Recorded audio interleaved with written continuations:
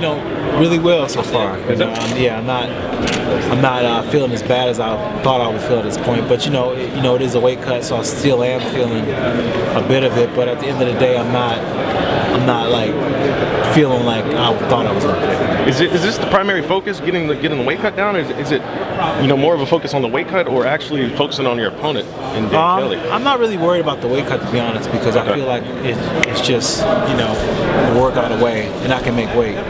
But it's always on the opponent. The opponent. And Daniel Kelly is somebody who I feel has been consistently overlooked. He's been somebody who his opponents have seen him on the technical level and like, he's not as good as other guys. But then you watch him go out there and he fights and he outwills them and he finds a way to get it done. And what's the biggest challenge that you see in him? I guess the biggest challenge would be just to he's got that good judo background, and it's just kind of stifle that and make sure he feels uncomfortable, but also just make sure that I keep going. I don't stop. I don't break, and my drive, my focus, and anything like that. I just want to keep on pushing through. Absolutely. And we know you've had the issues, excuse me, getting approved to actually fight again. So talk to me about that whole process and getting finally approved to fight here in Vegas. Yeah, that process was probably the hardest thing I went through. And just because when you have something like that happen, when you get denied a license from one state, every other state piggybacks off of what the other state did, just because they don't want to be the one to give you a license and then you get hurt or something like that. So they don't want to have the liability.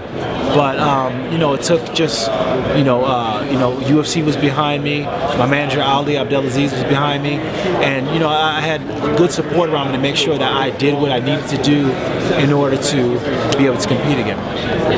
And as a former champion in the UFC, making your first cut down to this new weight class and everything like that, where do you see your career heading forward? After this fight, assuming you get the win on Saturday evening, what's next for you? I'm not sure. I'm not sure what's next for me. I like to just take it one fight at a time. I know that sounds cliche, but at the end of the day, that's all you really can do. I am hopeful to compete for the belt one day.